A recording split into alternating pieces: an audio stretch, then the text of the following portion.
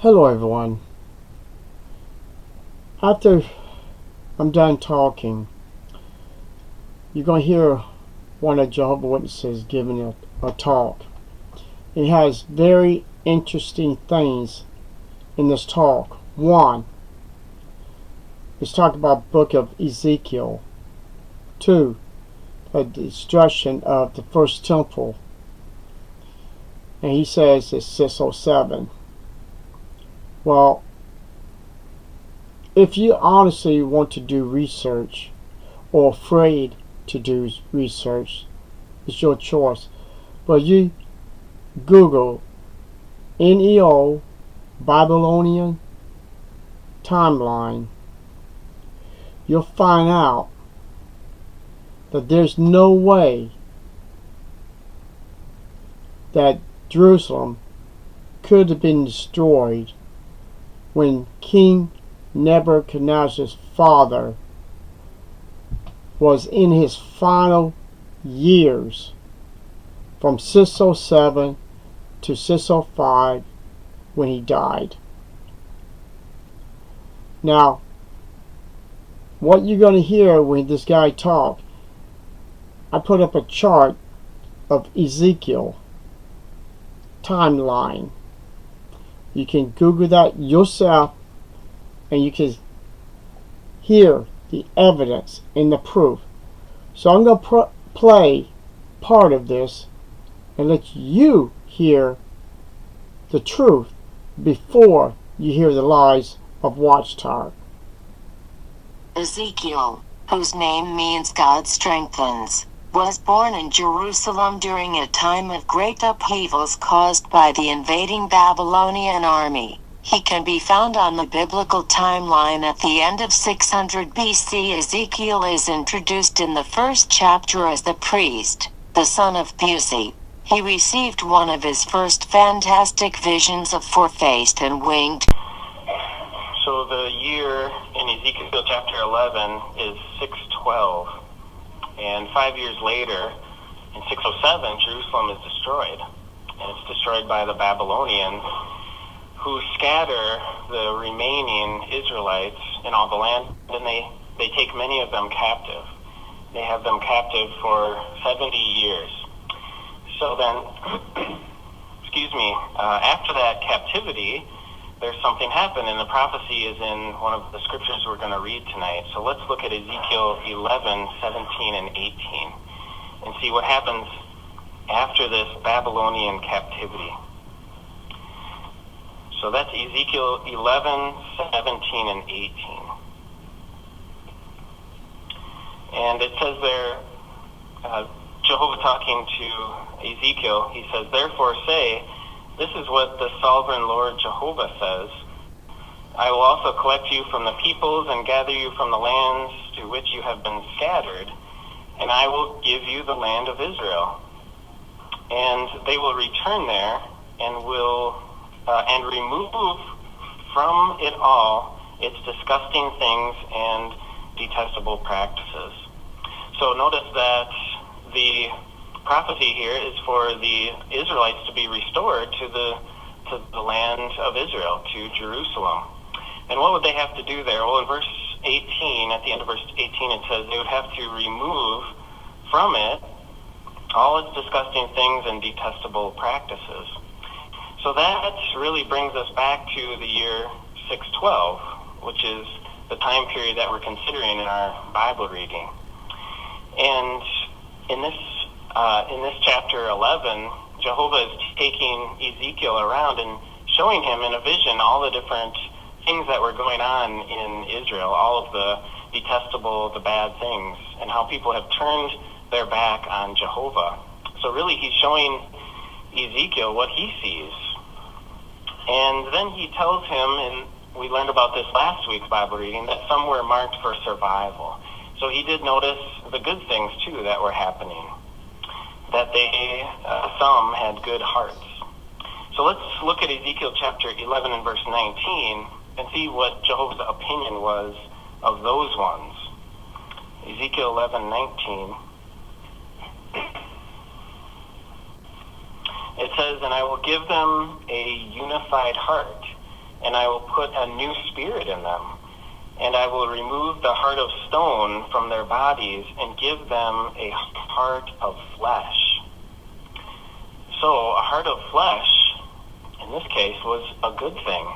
It meant that it was an obedient heart. A heart of stone was hard and disobedient. So, and collectively, the Israelites were that. But these remaining ones are these ones with good hearts. Jehovah would help to unify them. So, what does that mean for us today? Well, if we look at the footnote on Ezekiel 11:19, where it says heart of flesh, there's a footnote that says that is one sensitive to God's guidance. So having a heart of flesh means that we're sensitive to Jehovah's guidance. So how can we be sensitive to Jehovah's guidance? Well, in our article that we have today, we're going to consider 3 different areas that are mentioned in there. There's a few different pictures for those different areas. So if we look at the first picture, it's about entertainment. And if we look at that, I guess all 3 are together. I didn't know if they'd be together or different, separate. But if we look at the one on the left there, we see the guy watching TV. So, and that's talking about entertainment. And we could probably all agree it's hard to find good things to watch on TV these days and good movies to watch. And it made me think of the rating system that's in place for TV and movies. So I did a little research on the rating system that's in place for TV. It's a voluntary rating system, and it's the networks that rate the shows that they air. So we can imagine there's maybe a little bit of bias with that type of rating system. Even though it's good, it's in place, it's a good place to start. But then movie ratings, did a little research on that too. So some history of movie ratings. In 1930s, there was a code that was put in force by the U.S. government that severely limited what could be shown in films. So the government actually rated movies, and it censored movies.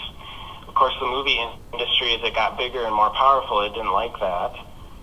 So by 1968, the rating system was put in place by the Motion Picture Association of America. With that rating system, a film could have explicit content, but it would just be labeled, providing a warning for people to go by. And some feel that the system has become lax in how movies are rated in more recent years. So a study by the Harvard School of Public Health found that films deemed acceptable for younger teens now contain more violent and sexually explicit content than those of 10 years ago. And this article was from an Awake that was written 12 years ago. So that's 25 years ago that this study was done. So it's kind of interesting. The study concluded that movies with the same rating can differ significantly in the amount and type of potentially objectionable content. And it said that age-based ratings, which is what the movie rating system is, age-based ratings alone do not provide good information about the depiction of violence, sex, profanity, and other content. So it's interesting, too, that the Motion Picture Association, they are part of the industry that rates themselves. So, and that's what exists today. In fact, this rating system, it doesn't exist in most other countries. Some countries have their own rating system, but some have none at all.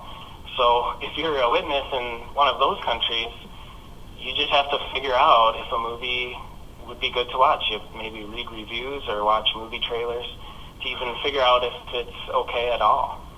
So it's nice that we have it, but it also should be just the place where we start, because we can see that these things in the world, they change with how the world changes. So the Awake went on to say, clearly a rating should not be the sole factor in assessing the content of a film. So the article went on to say we really have to hate what is bad, and that helps us to figure out what is good for Jehovah. And so what we're talking about is having a heart of flesh, or one that is sensitive to his guidance. So are we sensitive in the area of entertainment? Well, the other areas mentioned there, the middle one is dress and grooming. So we don't have time to go much into these other areas, but just thinking, is my heart of stone, or am I sensitive to Jehovah's direction? Those are questions that we have to ask as far as our dress and grooming. And the third one there is about love and forgiveness. So does love guide all of my actions as a Christian? What a powerful principle that we have to live by. Am I forgiving to others? Do I allow or accept other people's forgiveness? So these are questions that we have to ask as well. And if we are sensitive to Jehovah's guidance, if we have this heart of flesh, this is how Jehovah will view us. In Ezekiel chapter 11 and verse 20. So that's right after verse 19, talking about the heart of flesh. In verse 20, it says, in order that they may walk in my statutes and observe my judgments and obey them, then they will be my people, and I will be their God. So that's how Jehovah will view us. He says they're my people if we have this heart that is made of flesh. So in all these areas, entertainment, dress and grooming, love and forgiveness, we always have to ask ourselves, are we sensitive to Jehovah's guidance in these matters? Creatures as well as the appearance of the likeness of the glory of God while living in